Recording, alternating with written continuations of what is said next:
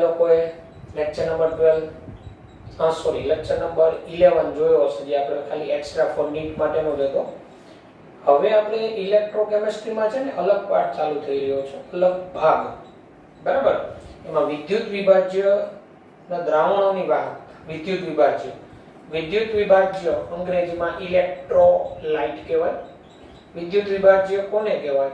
તો જેનું પાણીમાં આયનીકરણ થતું હોય અને વિદ્યુતના વાહક હોય, વિદ્યુત વિભાજ્ય કહેવાય. બરાબર? એમાં પ્રબળ અને નિર્બળ બે પ્રકારના હોય. પ્રબળ હોય એટલે સંપૂર્ણ આયનીકરણ થતું હોય, બરાબર, 100% આયનીકરણ. જ્યારે નિર્બળ વિદ્યુત વિભાજ્ય 2 થી 3% પાણીમાં આયનીકરણ થતું હોય, વિદ્યુતના અલ્પવાહક હોય.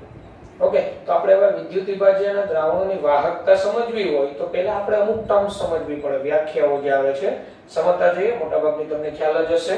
એમાંની હવે લેક્ચર નંબર આપણો 12 સ્ટાર્ટ કરીએ તો ટર્મ્સ એમાં પહેલા વિદ્યુતીય અવરોધ રેઝિસ્ટન્સ.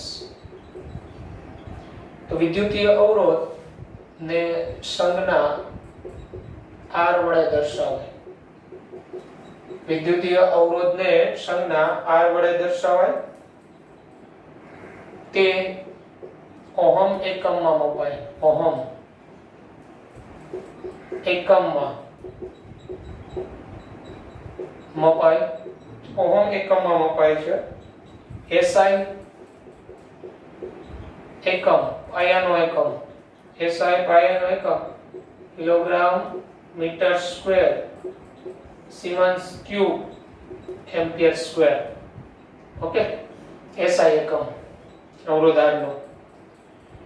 વિસ્ટન બ્રિજ નામના સાધન વડે માપવામાં આવે. વિસ્ટન બ્રિજ તમે ફિઝિક્સમાં પ્રયોગ આવશે તમારે. વિસ્ટન બ્રિજ નામના સાધન વડે માપવામાં આવે. અવરોધ કોઈનો નક્કી કરવો હોય ને, વિસ્ટન બ્રિજ નામનું સાધન છે. આપણે આની અંદર આગળ આવશે થિયરી, વિસ્ટન બ્રિજની રચના અને કઈ રીતે અન્યનો અવરોધ માપી શકાય. બરાબર? વિસ્ટન બ્રિજ એક પ્રકારની સર્કિટ છે, નામ છે. ફિઝિક્સની અંદર એ તમારે આવી ગયો છે વિસ્ટન બ્રિજનો પ્રયોગ. બરાબર? હવે આ જે અવરોધ R, બરાબર, હવે એમાં પ્રતિરોધકતા કોને કહેવાય? પ્રતિરોધકતા. સેકન્ડ, પ્રતિરોધકતા અથવા વિશિષ્ટ અવરોધ. તો પ્રતિરોધકતા અથવા વિશિષ્ટ અવરોધ. તો અવરોધ R છે ને, R એ એકમ લંબાઈ L ના સમપ્રમાણમાં અને આડછેદનું ક્ષેત્રફળ હોય ને, એરિયા ના વ્યસ્ત પ્રમાણમાં હોય. R is directly proportional to L by A. અવરોધ R એ લંબાઈના સમપ્રમાણમાં આડછેદના ક્ષેત્રફળના વ્યસ્ત પ્રમાણમાં હોય. ચલની નિશાની દૂર કરું તો R is equal to, અહીંયા હું એક સપ્રમાણતા અચળાંક મૂકું, ρ into L by A. બરાબર? R is equal to ρ into L by A. બરાબર? જ્યાં આ જે તમને ρ દેખાય છે એને સપ્રમાણતાનો અચળાંક, જેને ρ પ્રતિરોધકતા કહે છે. એટલે જ્યાં ρ એ સપ્રમાણતા અચળાંક, ρ એના વંચાય આ રીતે R H O, ρ સપ્રમાણતા અચળાંક.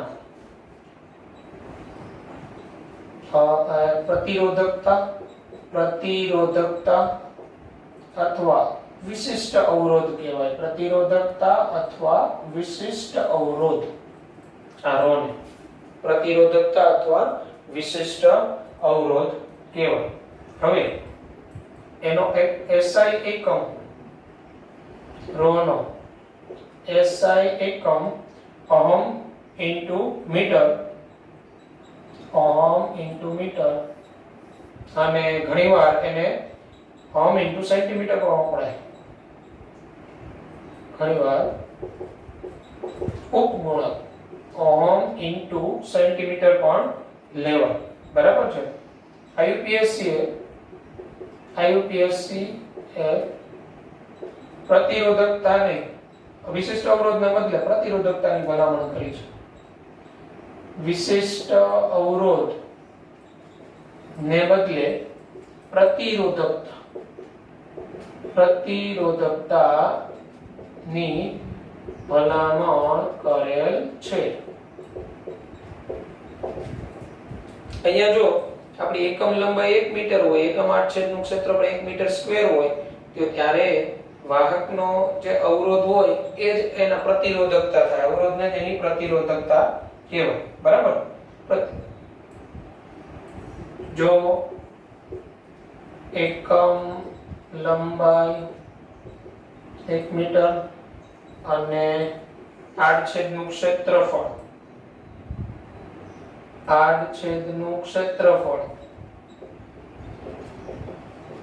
1 મીટર સ્ક્વેર હોય તો r રોધ થાય. તો ત્યારે જે અવરોધ હોય એ જ વિશિષ્ટ અવરોધ તરીકે ઓળખાય અથવા પ્રતિરોધકતા બરાબર હોય. તો આ અહીંયા આપણે અવરોધ r અને પ્રતિરોધકતા વિશિષ્ટ અવરોધ કોને કહેવાય એની વાત આપણે કરેલી. બરાબર છે? અવરોધ r અને પ્રતિરોધકતા. બરાબર? તો ત્યારબાદ પછી આગળ વધીએ. તો ત્યારબાદમાં પડીએ વાહકતા અને વિશિષ્ટ વાહકતા. તો એમાં વાહકતા કોને કહેવાય? વાહકતા કંડક્ટન્સ અવરોધ r ના વ્યસ્તને વાહકતા G કહેવાય. અહીંયા G સિમ્બોલ વડે દર્શાવે છે. અવરોધ r ના વ્યસ્તને વાહકતા કહેવાય. તો r નું સૂત્ર શું આવેલું? અવરોધ r નો વ્યસ્ત એટલે G = 1/r થાય. હવે આપણે બધાને ખબર હોય તો r = ρ * L/A હતું. રાઈટ? તો અહીંયા G = 1/ρ ઇન્ટુ હવે જો L/A આખું છેદમાં આવે તો છેદનો છેદ અંશમાં એટલે એ ઉપર આવી જાય એટલે A/L થાય. બરાબર? એટલે G = આ 1/ρ ની જગ્યાએ હું નવો એક અચળાંક મૂકું જેને કપ્પા કહું. Kappa into A/L. તો G = કપ્પા ઇન્ટુ A/L થયું. બરાબર? વાહકતાનો એકમ સિમન્સ. વાહકતાનો એકમ સિમન્સ જેને S વડે દર્શાવાય અથવા ઓહમ ઇન્વર્સ કહેવાય. કારણ કે r નો એકમ છે એ ઓહમ છે. તો અવરોધ r ના વ્યસ્તને વાહકતા કહેવાય. તો એનો એકમ ઓહમ ઇન્વર્સ કહેવાય. આ રીતે દર્શાવાય. અથવા ઓહમ ઇન્વર્સ ને છે ને મહો વડે પણ દર્શાવાય. આ રીતે મહો. રાઈટ? બરાબર? મહો. ઓકે. તો આ વાહકતા થઈ અવરોધ r ના વ્યસ્તને વાહકતા એનો એકમ. ત્યારબાદ એમાં વિશિષ્ટ વાહકતા સ્પેસિફિક કંડક્ટન્સ વિશિષ્ટ વાહકતા. તો અહીંયા આ ρ હતું એ પ્રતિરોધકતા હતું. અહીંયા જે સપ્રમાણતા અચળાંક કપ્પા આવ્યો ને એને જ વિશિષ્ટ વાહકતા કહેવાય. એટલે ટૂંકમાં એમ કહેવાય એકમ લંબાઈ હોય 1 મીટર, આડછેદનું ક્ષેત્રફળ 1 મીટર સ્ક્વેર હોય. બરાબર? તો ત્યારે દ્રાવણની જે વાહકતા હોય એની વિશિષ્ટ વાહકતા કહેવામાં આવે. જ્યારે એકમ લંબાઈ 1 મીટર, આડછેદનું ક્ષેત્રફળ 1 મીટર સ્ક્વેર હોય ત્યારે વાહકતાને વિશિષ્ટ વાહકતા કહેવામાં. એટલે વિશિષ્ટ વાહકતા છે શું? તો પ્રતિરોધકતાના વ્યસ્તને વિશિષ્ટ વાહકતા. તો પ્રતિરોધકતા એટલે વિશિષ્ટ અવરોધ ρ ના વ્યસ્તને વિશિષ્ટ વાહકતા કહેવાય. વિશિષ્ટ વાહકતા કહેવાય પ્રતિરોધકતાના વ્યસ્તને. બરાબર? એટલે ρ એટલે પ્રતિરોધકતાનો વ્યસ્ત એટલે કપ્પા = 1/ρ. આને વિશિષ્ટ વાહકતા કહેવાય. બરાબર? હવે તો અહીંયા કપ્પા = 1/ρ. તો 1/ρ ને કરતા બનાવો તો આ G સાથે L/A. તો અહીંયા G * L/A થઈ જાય કપ્પા. તો વિશિષ્ટ વાહકતા કપ્પા = G * L/A થઈ જાય. રાઈટ? હવે જો આનો એકમ શું થાય, તો આનો એકમ, તો વાહકતાનો એકમ શું થયો? વાહકતાનો એકમ સિમન્સ, અને L એટલે જો તમારું મીટરમાં હોય અને આ મીટર સ્ક્વેરમાં હોય તો આનો એકમ, તો એકમ શું થાય? સિમન્સ ઇન્ટુ, અહીંયા મીટર હોય, અહીંયા મીટર સ્ક્વેર હોય, 1 મીટર એટલે સિમન્સ ઇન્ટુ મીટર ઇન્વર્સ, અથવા ઘણી વખત સિમન્સ ઇન્ટુ સેન્ટીમીટર ઇન્વર્સ પણ લેવાય. ટૂંકમાં વિશિષ્ટ વાહકતા એ એકમ કદની હોય, બરાબર છે? એકમ કદ એટલે પ્રતિ સેન્ટીમીટર કે પ્રતિ મીટર, એટલે પ્રતિ સેન્ટીમીટર કે પ્રતિ મીટરની જે વાહકતા હોય ને એ જ વિશિષ્ટ વાહકતા કહેવાય, બરાબર છે? હવે IUPAC એ વિશિષ્ટ વાહકતાને આપણે વાહકતા પર્યાયની ભલામણ કરેલી છે. એટલે આપણે છે ને IUPAC પ્રમાણે આપણે આ ચેપ્ટરમાં વિશિષ્ટ વાહકતાને વાહકતા પર્યાય તરીકે જ લેવામાં આવશે. વાહકતા પર્યાય IUPAC પ્રમાણે વિશિષ્ટ વાહકતા પર્યાય પ્રમાણે જ લેવામાં આવે છે. એટલે આપણે આ ચેપ્ટરમાં જ્યાં આપણે એકમ ઉપરથી ઓળખશું, સિમન્સ ઇન્ટુ મીટર ઇન્વર્સ હોય તો સમજી જવાનું વિશિષ્ટ વાહકતા છે, બરાબર છે? ઓન્લી એકમ એનો સિમન્સ હોય તો ત્યારે સમજવાનું કે વાહકતા છે દ્રાવણ, બરાબર? એટલે વિશિષ્ટ વાહકતા અને વાહકતા માટે એટલે આપણે એક જ પર્યાય આવશે વાહકતા, પણ એના એકમમાં જોવાનું. સિમન્સ ઇન્ટુ મીટર ઇન્વર્સ હોય તો સમજી લેવાનું. દાખલામાં એકમ આપેલી છે, સિમન્સ ઇન્ટુ મીટર ઇન્વર્સ કે સિમન્સ ઇન્ટુ સેન્ટીમીટર ઇન્વર્સ હોય તો એકમ આપેલું છે. ઓન્લી એકમ એનો સિમન્સ આપેલો છે તો દાખલા માટે ઓળખવાનું કે તમને G આપેલો છે. એ દાખલામાં ક્યાંય તમને વિશિષ્ટ વાહકતા ભાગ્ય શબ્દ વાપરશે, બાકી વાહકતા તો વાહકતાનું મૂલ્ય આપ્યું તો એકમ ઉપરથી ઓળખીશું. સિમન્સ ઇન્ટુ મીટર ઇન્વર્સ તો કપા, અને ઓન્લી સિમન્સ તો G. ઓકે, તો આ રીતે એટલે ટૂંકમાં થયું શું? તો કોઈ પણ પદાર્થની વાહકતા સિમન્સ ઇન્ટુ મીટર ઇન્વર્સમાં, તો સિમન્સ ઇન્ટુ મીટર ઇન્વર્સમાં ત્યારે જ થાય કે જ્યારે આ એકમ લંબાઈ 1 મીટર હોય, આડછેદનું ક્ષેત્રફળ 1 મીટર સ્ક્વેર હોય, બરાબર છે? અને આ સિમન્સ ઇન્ટુ સેન્ટીમીટર ઇન્વર્સ જે તમને આપેલું છે, બરાબર? આ જે સિમન્સ ઇન્ટુ મીટર ઇન્વર્સ, તો આ SI એકમ છે, બરાબર? SI એકમ પ્રમાણે. અને આ પણ તમને ખબર હોવી જોઈએ કે 1 siemens centimetre inverse is equal to 100 siemens metre inverse. 1 siemens centimetre inverse બરાબર 100 સિમન્સ મીટર ઇન્વર્સ થાય. તો આ હતું વાહકતા અને વિશિષ્ટ વાહકતા. તો આપણે વાહકતા અને વિશિષ્ટ વાહકતાને એકમ દ્વારા ઓળખીશું. ઓકે, ત્યારબાદ જો આ પદાર્થની વાહકતા કયા પરિબળો ઉપર આધાર રાખે, તો પદાર્થની વાહકતા વિશાળ માત્રામાં ચલિત થતી હોય, જુદા જુદા પ્રમાણમાં, બરાબર? એટલે એક તો તમે કયો પદાર્થ લીધો છે ને, કયો પદાર્થ, એ પદાર્થના સ્વભાવ પર આધાર રાખે. પદાર્થના સ્વભાવ, ટૂંકમાં કયા પ્રકારનો પદાર્થ છે એના ઉપર આધાર રાખે. તાપમાન અને દબાણ પર આધાર રાખે. તાપમાન અને દબાણ પર. ટૂંકમાં તમે પદાર્થની વાહકતા છે, કયો પદાર્થ લીધો છે એ પદાર્થના સ્વભાવ પર આધાર રાખે, વિશાળ માત્રામાં ચલિત થતી હોય. અને તાપમાન અને દબાણ પર આધાર રાખે. કયા તાપમાને કયા દબાણે તમે વાહકતાનું માપન કરો છો એના ઉપર આધાર રાખે. એટલે આ પરિબળો ઉપર આધાર રાખે. હવે આજે વાહકતાને આધારે પદાર્થોનું વર્ગીકરણ એવો થિયોરિટિકલ પ્રશ્ન બને, બરાબર? વાહકતાને આધારે પદાર્થોનું વર્ગીકરણ, તો એ જોઈએ આપણે. વાહકતાને આધારે 3 મુખ્યત્વે, બરાબર? તો વાહકતાને આધારે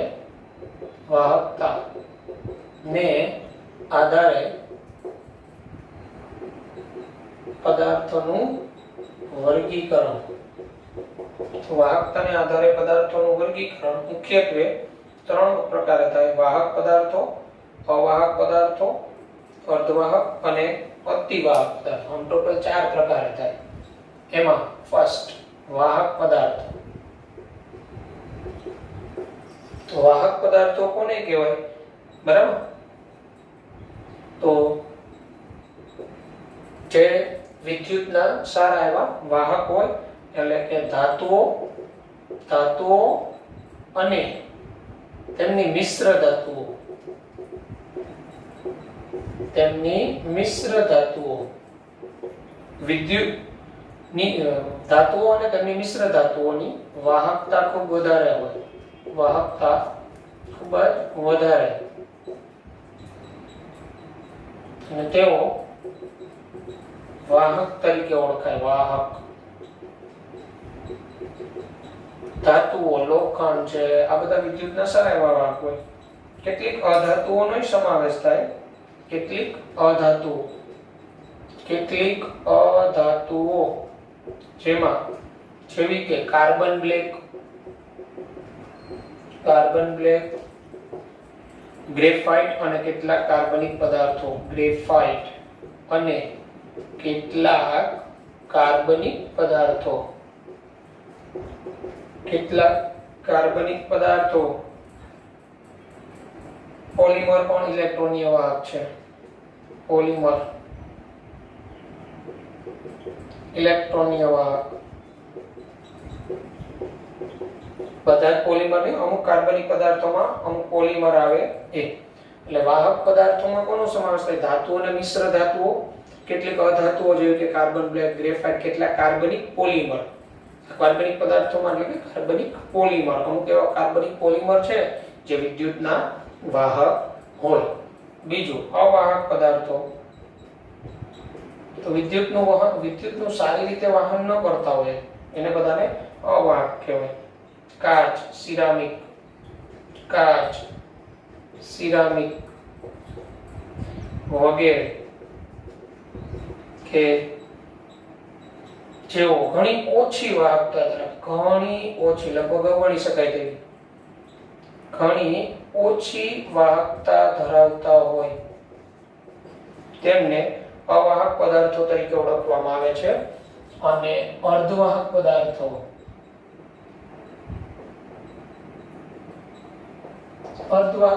એટલે જેમની વાહકતા, જેમની વિદ્યુતનું વહન કરવાની ક્ષમતા વાહક અને અવાહકની વચ્ચેની હોય એવા બધા અર્ધવાહક પદાર્થો થાય.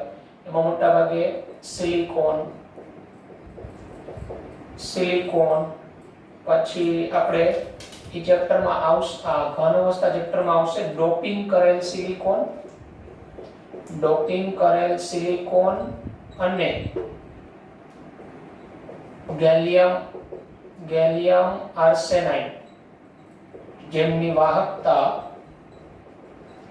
વાહકો અને અવાહકોની વચ્ચે હોય, વાહકો અને અવાહકોની વચ્ચે હોય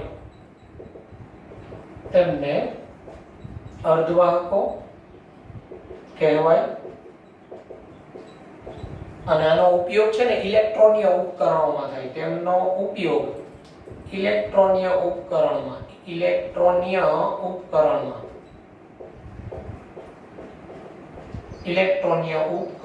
થાય.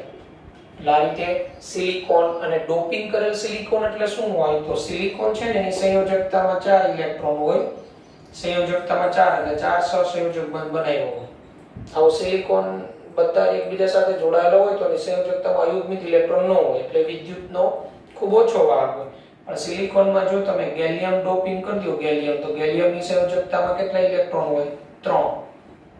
તો એક જગ્યાએ છે ને આ રીતે છિદ્ર રહે તો એ છિદ્રને કારણે ઇલેક્ટ્રોનનું વહન થાય. આ રીતે આ વિદ્યુતના વાહક બને. ડોપિંગ કરવું એટલે સિલિકોનમાં વાહકતા વધારવા માટે અન્ય સમૂહના તત્વોને ઉમેરવું, એને ડોપિંગ કહેવાય. આ ગેલિયમ આર્સેનાઇડ છે, એ જ રીતે તમે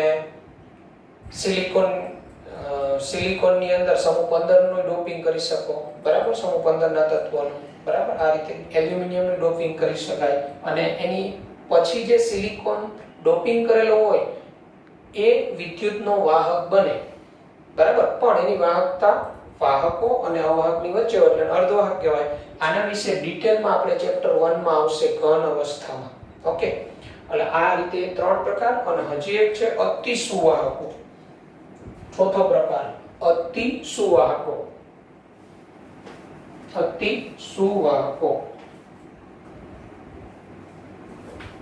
તો અતિ સુવાહકો કોને કહેવાય? નંબર 4 અતિ સુવાહકો, સુપર કંડક્ટર, ટૂંકમાં સુપર કંડક્ટર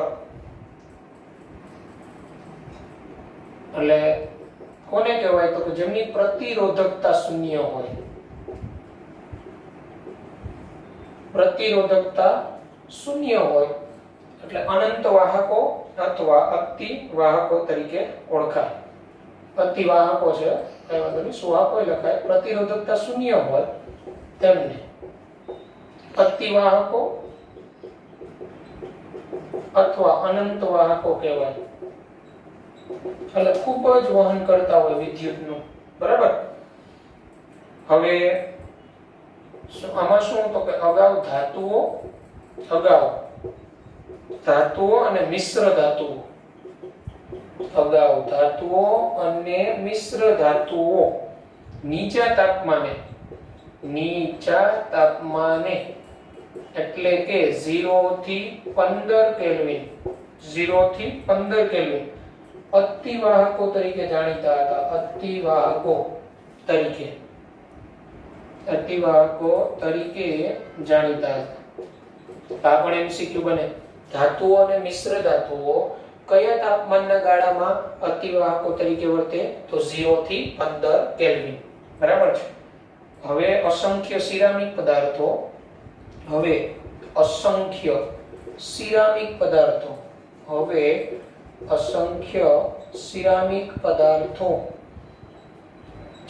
કે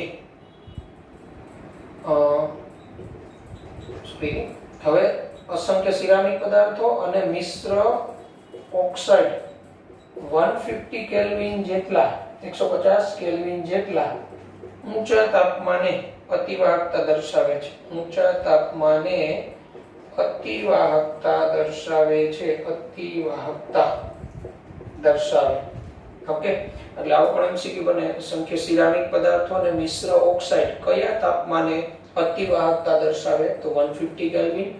ધાતુઓ અને મિશ્ર ધાતુઓ કયા તાપમાને તો 0 થી 15 કેલ્વિન. એટલે અતિવાહકો એટલે જેમાં પ્રતિરોધકતા શૂન્ય હોય એ બધાને. એટલે આ રીતે વાહકતાને આધારે પદાર્થોના આ 4 પ્રકારે વર્ગીકરણ કરવામાં આવે છે. આ 4 પ્રકારે વર્ગીકરણ. ઓકે, ત્યારબાદ જો ધાત્વીય વાહકતા એટલે શું તે સમજાવી તે કયા પરિબળો પર આધાર રાખે છે તે જણાવો.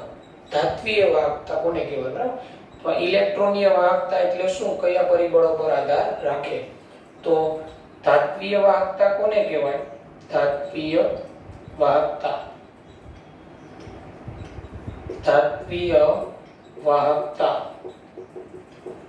તો ધાતુઓ દ્વારા વિદ્યુતનું વહન, થતું હોય ને એને ધાત્વીય વાહકતા કહેવાય. અને ધાતુઓમાં વિદ્યુતનું વહન શેને કારણે હોય તો ઇલેક્ટ્રોનના સંચલનને કારણે, ઇલેક્ટ્રોનની મૂવમેન્ટને કારણે, બરાબર. ધાતુની અંદર ધાત્વિક બંધ હોય, આપણે આ રીતે ભણી ગયા હતા. ધન વીજભારિત કર્નેલ, વિસ્થાનીકૃત ઇલેક્ટ્રોન, ધન વીજભારિત કર્નેલ, વિસ્થાનીકૃત ઇલેક્ટ્રોન. તો આ જે ઇલેક્ટ્રોન હોય ને એ સતત પોતાનું સ્થાન બદલતો એક છેડેથી બીજે છેડે. એટલે ઇલેક્ટ્રોનના સંચલનને કારણે ધાતુઓ વિદ્યુતના વાહક હોય. પછી દરેક ધાતુઓ હોય એની વિદ્યુતીય વાહકતા સરખી ન હોય તો ધાત્વીય વાહકતા પર અસર કરતા પરિબળો કયા તો ધાત્વીય વાહકતા પર અસર કરતા પરિબળો તો એક તો તમારું જે ધાતુ છે, બરાબર, એ ધાતુનું બંધારણ કે સ્વભાવ, ધાતુનો સ્વભાવ કે બંધારણ, કેવા પ્રકારનું એનું બંધારણ છે, બરાબર, એના ઉપર આધાર રાખે. ખૂબ પ્રબળતાથી જકડાયેલા હોય તો ઇલેક્ટ્રોનનું મૂવમેન્ટ ઓછું થતું હોય. બીજું, પ્રતિ પરમાણુ સંયોજકતા ઇલેક્ટ્રોનની સંખ્યા, પ્રતિ પરમાણુ સંયોજકતા ઇલેક્ટ્રોન કેટલા છે એના ઉપર આધાર રાખે સંયોજકતા ઇલેક્ટ્રોનની સંખ્યા. એટલે પ્રતિ એક ધાતુ પરમાણુમાં સંયોજકતા ઇલેક્ટ્રોન કેટલા એના ઉપર વિદ્યુતીય ધાત્વીય વાહકતા આધાર રાખે. અને થર્ડ, તાપમાન, બરાબર. જો તાપમાન વધે તાપમાન વધે તો યાદ રાખજો ધાત્વીય વાહકતા ઘટે, ધાત્વીય વાહકતા ઘટે. એનું કારણ શું હોય ખબર? જો ધાતુ હોય ને એમાં આ રીતે ધન વીજભારિત કર્નલ, વિસ્થાનીકૃત ઇલેક્ટ્રોન, એટલે એમાં ગોઠવણી ખૂબ વ્યવસ્થિત જ હોય, ઇલેક્ટ્રોન નિયમિત રીતે મૂવમેન્ટ કરતા જ હોય. પણ તમે તાપમાન વધારો ને એટલે આ ઇલેક્ટ્રોનની મૂવમેન્ટ અસ્તવ્યસ્ત થઈ જાય. અસ્તવ્યસ્ત મૂવમેન્ટને કારણે પછી એને વહનમાં અવરોધ નડે, કારણ કે એકબીજા સાથે અથડાય એટલે એની સ્પીડ ઘટી જાય. એટલે તાપમાન વધે ને એમ ધાત્વીય વાહકતા ઘટે, ખાસ ધ્યાન રાખજો. અને તાપમાન જેમ વધે ને એમ અર્ધવાહક હોય ને અર્ધવાહક, તો એની વાહકતા વધે, જ્યારે અવાહકોમાં કાંઈ અસર ન થાય. બરાબર? એટલે તાપમાન પણ અસર કરતું પરિબળ. ધાત્વીય વાહકતામાં તાપમાન વધે અને ધાત્વીય વાહકતા ઘટે. આ બરાબર, આ અસર કરતા પરિબળો છે. અને આની અંદર કેવું હોય, ધાતુમાં ઇલેક્ટ્રોન એક છેડેથી દાખલ થાય, બરાબર? ધાત્વીય વાહકોમાં ઇલેક્ટ્રોન એક છેડેથી દાખલ થાય, ઇલેક્ટ્રોન એક છેડેથી દાખલ થાય અને બીજા છેડેથી ઇલેક્ટ્રોન બહાર આવે. પરંતુ ધાતુનું સંઘટન બદલાય નહીં, ધાતુનું સંઘટન બદલાતું નથી. સંઘટન બદલાય નહીં. સંઘટન એટલે બંધારણ. તમે ધાતુનો તાર લીધો હોય, લોખંડનો તાર, એમાંથી ઇલેક્ટ્રોન એક છેડેથી વહન પામતો હોય અને બીજા છેડેથી બહાર નીકળી જતો હોય, પણ એની અંદર કોઈ એનું સંઘટન બદલાય નહીં, એનું બંધારણ કઈ બદલાઈ ન જાય. રાઈટ? એટલે આ ખાસ ધ્યાન રાખવું. આપણે આની કમ્પેરિઝન આયનીય વાહકતા સાથે થશે. આયનો દ્વારા વિદ્યુતનું વહન થતું હોય એની સાથે. એટલે ધાતુઓમાં ઇલેક્ટ્રોન એક છેડેથી દાખલ થાય અને બીજે છેડેથી બહાર આવે, ધાતુનું સંઘટન બદલાય નહીં. બરાબર? તો આથી ધાત્વીય વાહકતા. તો વિદ્યાર્થી મિત્રો, અહીંયા સુધી આપણે આજના લેક્ચર નંબર 12 માં રાખીશું. ત્યારબાદ આગળ વધીશું. બરાબર? પછી આવશે આયનીય વાહકતા ને એના ઉપર અસર કરતા પરિબળો ને એ બધાની વાત આવશે. Okay, good bye, take care.